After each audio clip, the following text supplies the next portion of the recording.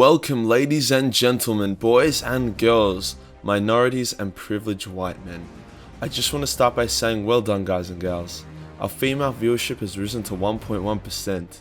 Yes, I'm aware that they're probably all still transgender or just confused, but the analytics says it, so I'm claiming that shit. Today we're doing something a bit different, but actually quite special. I think you guys will really enjoy. It's like a death battle if you follow that channel, but between your Warhammer Fantasy characters, and it still has the animation at the end. A bit probably not as good, but goddamn if I'm not proud of it. This is a part of the reason why I started the Patreon last week, not to pay myself, but to pay for the tools and people needed to help me commission Warhammer artwork and animation. So thank you to the people who have supported me so far, especially you, Llama Man, you absolute gem. Cause I'll be real, guys, I can't afford animators and artists by myself, and also fund my coke and hentai addiction. I need a balance, you know, guys. I need a hand with this kind of lifestyle. This week we have a matchup of epic proportions: the god of death Nagash versus the strongest land to live and die, and then live again, and then die again, and then live again. But it's like a cycle. He doesn't really die. Lord Kroak. The rundown of this video is simple. I'll introduce a character with their basic lore, then deep dive into their abilities and feats and key moments. When both characters have been given a good fondle to warm them up, I'll throw them in the ring together and see which one rapes the other one to death first. I hope you guys enjoy this kind of video. It takes a lot more effort than usual, especially when I'm fucked off my face half the time. So if you guys enjoy it, and if it hits 16,000 views and like 1,000 likes, then I'll just make more of them. Plus, yeah, I can upload a dirty picture of myself. Sex sells alright, especially to trannies. Gotta cater to my audience. Kicking us off, we have the Prime Pepe, the god of mind fucking things out of existence, the literal embodiment of a meme gone right. I give you Lord Kroak. Lord Kroak was the first Slan ever made, which is a pretty nutty in itself considering the Slan and the Lizardmen were created by the old ones, like the precursor race, who were literal gods and extremely advanced both magically and technologically. He was personally taught how to manipulate time and space by the old ones themselves, and he became one of the most powerful beings ever to hover around the old world. But then chaos happened and the world went to shit. The old ones got fucked up and banished from the world, leaving it primed to be raped by the demons of chaos. City after city, the demons were destroying the Lizardmen, until only Itza remained, the first and greatest of the temple cities, and Lord Kroak's own crib. Now, Lord Kroak wasn't super keen on getting invaded, so for 10 full years, he held a magical force field around the city that instantly vaporized any demon who touched it. However, despite being an absolute sick cunt, even Lord Kroak couldn't hold the force field up forever. Now, in this situation, most cunts would have just dropped the force field and begun the battle, but not Lord Kroak. Oh no, Lord Kroak is not your average cunt. He's a fucking sick cunt, and as a sick cunts do, he exploded the force field outwards, instantly flattening like miles of just forest and killing 100,000 demons of chaos straight away. But this was only a fraction of the demon's army, and the true battle began. The streets of Itza were full of war and combat as the last of the Lizardmen fought for the very existence of themselves and the old world. Lord Kroak was one-shotting greater demons left, right and centre, killing thousands of demons with just flicks of his fingers. However, Khorne personally summoned 12 of his greatest bloodthirsters and personally blessed each one until they were almost godlike in power. And then he just got them to beeline straight at Lord Kroak and just fuck him up. Despite Lord Kroak using all of his power to stop them, he was only able to kill a few before the rest descended upon him and ripped him to shreds, throwing pieces of his entrails and flesh all over the pyramid, and just kind of ruining his day in general. Now, by this point, most cunts would have been like, alright, I gave it a good shot. But, you know, the demons have gotten me, they've ripped me to shreds, good luck world, but I'm tapping out. But Lord Kroak be damned if he gives a fuck about dying. He actually became stronger from death as his spirit was no longer bound by the pathetic obese mortal form he held. And you know what he did? He rose to the sky, created a second sun that only affects demons and chaos, and then he threw the sun at Itza and instantly killed all chaos demons in Lustria, winning the war and pretty much saving the old world. As if the demons had beaten the Lizardmen that day, they could have easily overwhelmed the elves before the Great Vortex could have started jizzing on them. Lord Kroak's spirit form was unsustainable, however, and he soon faded. His loyal ass skinks slowly gathered up his ripped up bits and pieces and sewed his corpse back together, I think for sentimental value, I'm not sure. However, this turned out to be a really good idea, as his dead mummified corpse was still really fucking powerful and has won the Lizardmen many battles. He even created a new race of Lizardmen called the Relic Priests. It wasn't his magic that allowed him to come back to life, however, on that day and save the world. It was his magic, but it was his willpower. His true power lies in his unbreakable will. He's willed himself back to life twice now. Once, then as we described, to save the world and Itza, and again during the end times to help stop the moon from blowing up the entire world when the Skaven nuked it. When Mazamundi died, he had only destroyed about half of the moon chunks. They would need to destroy at least 90% to make sure the world didn't end from the impact. Lord Kroak sensed Mazdamundi's death, cast aside his dead mummified form to once again save the world. The effort destroyed Lord Kroak's form and seemingly brought upon his true death. However, he was able to limit all the meteor destruction to Lustria and the Southlands. But Lord Kroak be damned if dying twice and getting incinerated is going to stop him, as he returns in Age of Sigma in his final form.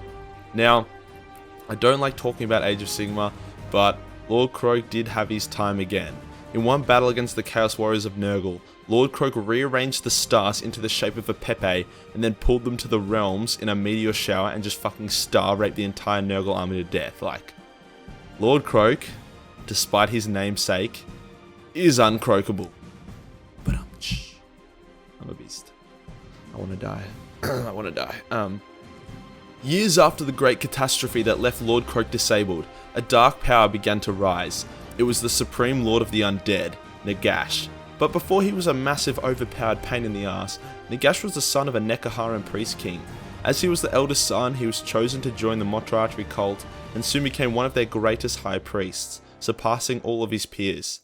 This obviously wasn't enough for old mate Nagash, as he soon began to scheme and plot ways to overthrow his brother. So in a pretty unsophisticated way, Nagash gathered a dozen acolytes, including Arkan, the Black, and strolled in and killed his brother's guards and buried his brother alive. Nice. In the morning, the good old people of Nekhara found Nagash on the throne, still covered in blood, because apparently it only takes a few brutal murders and 12 angry looking dudes to overthrow an entire kingdom. This was before Nagash even had proper magic at his side either, so like fucking hell.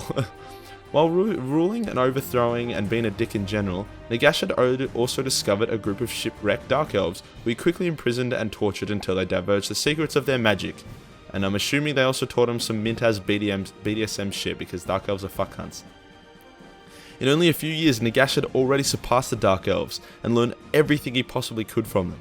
Yes, that's right, in like 3 years, Nagash had learnt more magical power than a group of Dark Elves who were hundreds if not thousands of years old and had been studying magic for a millennium. Eventually, the Dark Elves attempted to escape, only to be defeated in a magical duel with Nagash.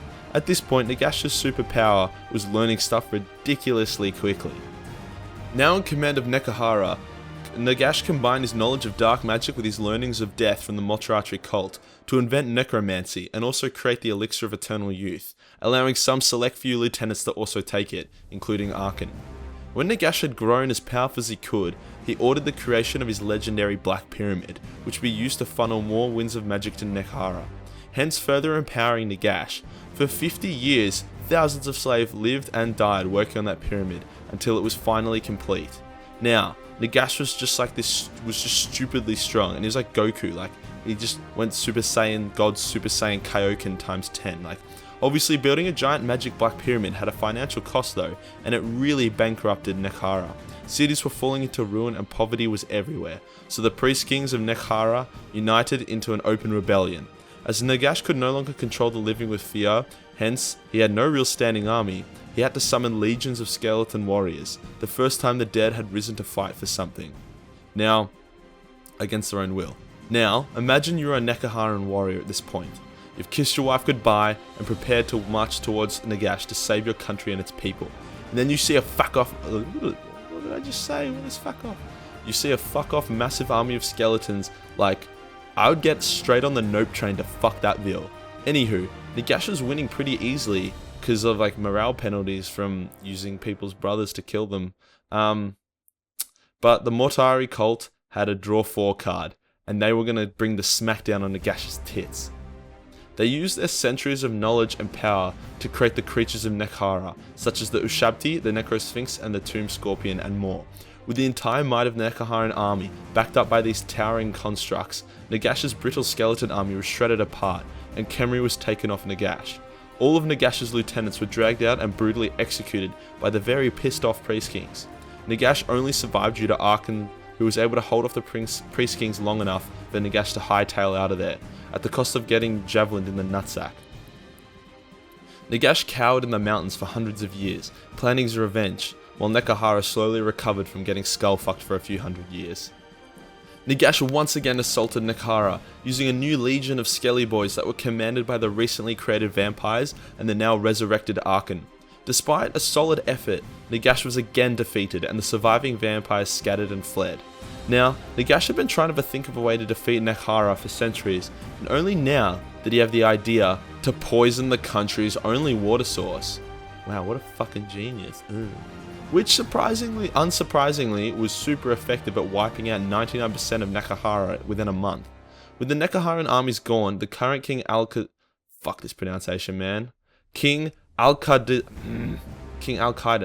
King Al-Qadazar, I'm saying it, if I'm wrong you can lick my nuts, and he was dragged off his ass and thrown into a dungeon. Nagash once again sat on the throne of Khemri, despite a severe lack of subjects to govern. Nagash had conquered Nekhara, but then he wasted no time and began a great ritual which would raise every corpse in the world to fight for him. Step 1 of the ritual was to instantly kill every living thing in Nekhara, down to the tiniest microbe. Except Alcazar, because he wanted him to watch, the world end, because Nagash is sentimental like that. From there, it looked as if Nagash would have his wish and the world would be destroyed, or his, if it wasn't for the Skaven, who were a bit sad that Nagash was eating up all their warpstone and genociding everything. So they made a powerful weapon and gave it to Al-Qadazir, who in turn shanked Nagash in the dick with it, finally killing him and saving the world. Not a bad effort. Obviously Nagash, being a bit of a necrophiliac, had prepared for death. It took hundreds of years, but his body slowly reformed inside his black pyramid, and he again roamed the world and caused another ruckus, this time in the Empire as he searched for his crown of sorcery. This culminated into Nagash and Sigma having an epic duel to decide the fate of the world.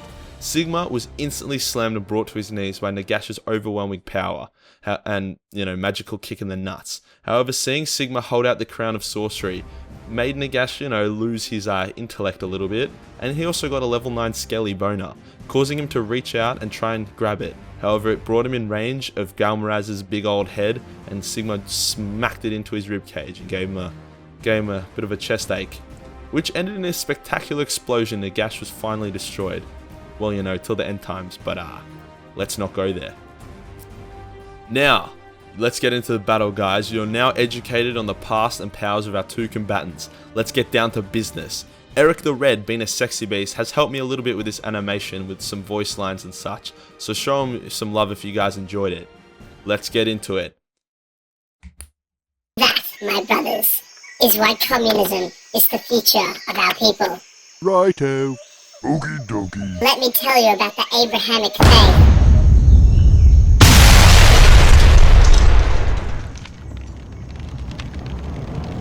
I am Nagash the Betrayer, the first Necromancer, the Supreme Lord of Undead.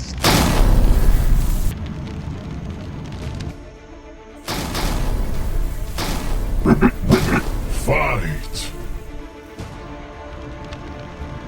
I'm supposed to face a dead obese toad in a mobility scooter. Ha! Bring it, kid!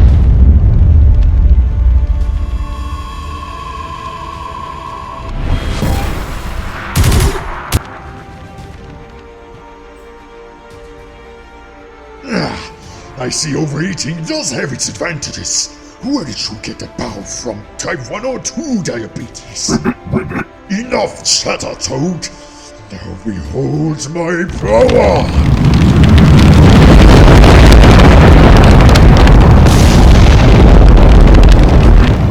By the spoils of Nagash-san! How is that possible?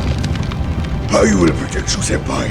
Harken, you ass-kissing edgelord, get the fuck out of here! This fight is way beyond your power level. Nonsense! I'm just gonna look out if we don't send this one out. I am the master of the unliving. Witness my power!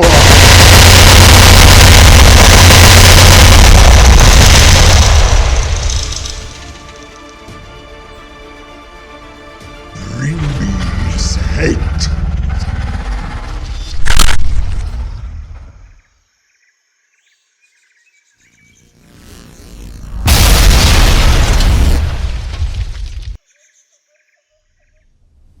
You thought you could destroy me?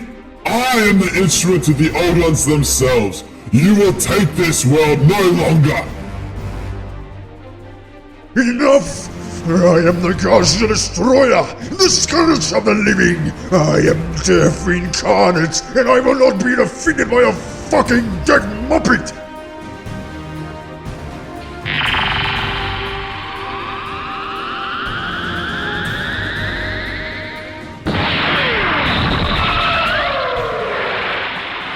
Eat death, motherfucker. Oh, fuck!